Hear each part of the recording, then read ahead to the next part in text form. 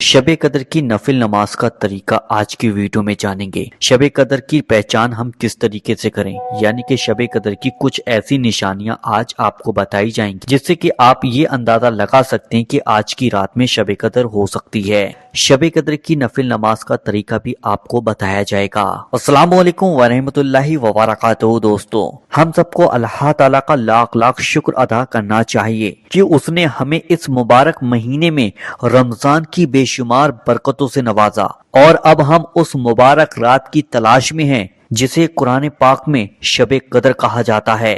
वो रात है जिसकी फजीलत 1000 महीनों से भी ज्यादा बताई जाती है। हजरत अनस बिन मालिक रज़ियल्लाहु ताला अन्हु से रिवायत है कि रसूलुल्लाह सल्लल्लाहु अलैहि वसल्लम ने फरमाया, जब रमजान का महीना आता तो अल्लाह की तरफ से एक मुनादिक यानी कि ऐलान करने वाला फरिश्ता ऐलान करता है, ए नेकी के तालिब आगे बढ़ और ए बुराई करने वाले रुक जा।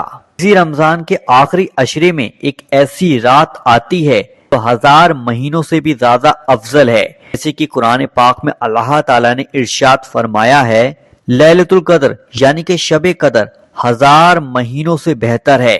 शब कदर कब होती है? रसूलुल्लाह सल्लल्लाहु अलैहि वसल्लम ने इरशाद फरमाया, तुम शब कदर को रमजान की ताक रातों में तलाश करो, जैसे कि 21वीं रात, 23वीं रात, 25वीं रात, 27वीं रात, 29वीं रात, इन रातों में तलाश किया करो। इसलिए हमें इन 5 रातों में खास तौर पर इबादत करनी चाहिए कि अल्लाह ताला हमें इस मुबारक रात की बरकतों से नवाजे। शब कदर की कुछ निशानियां जान लेते हैं। नंबर 1, इस रात की फिजा खुशगवार होती है, ना ज्यादा ठंडी और ना ज्यादा गर्म। नंबर 2, इस रात में चांद साफ और हल्की रोशनी वाला होता है। नंबर 3, सुबह को सूरज बिना तेज रोशनी के हल्की नारंगी रंग का निकलता है। इस रात में बहुत ज्यादा सुकून महसूस होता है। जो भी इस रात को इबादत में गुजारेगा अल्लाह ताला उसके तमाम गुनाहों को माफ फरमा देगा। अब हम जान लेते हैं कि शब कदर में नफिल नमाज का तरीका क्या है। रमजान की ताक रातों में इशा और तरावी के बाद ये नफिल नमाज पढ़ें। नियत आपको इस तरीके से करनी है। नियत की मैंने 2 रकत नफिल नमाज शब कदर की वास्ते अल्लाह ताला के मुंह मेरा काबे शरीफ की तरफ, अल्लाहु अकबर।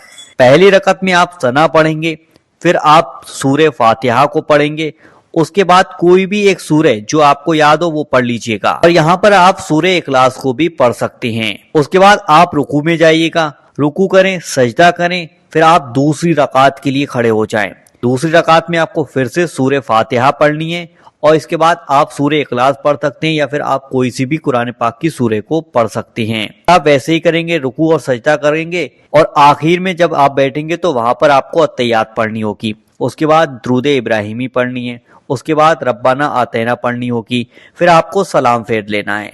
यहाँ पर आपकी 2 रकत नफिल नमाज कंप्लीट हो गई। इस तरीके से आप चाहे 2 पढ़ें, चाहे 4 पढ़ें, 6 पढ़ें, 12 पढ़ें, जितनी चाहे उतनी पढ़ सकते हैं। तो इस नमाज को आप शब कदर में जरूर पढ़ें और अपने भाई बहन रिश्तेदार दोस्तों को भी इस नमाज के बारे में बताएं ताकि वो लोग भी इस नमाज को अदा कर सकें।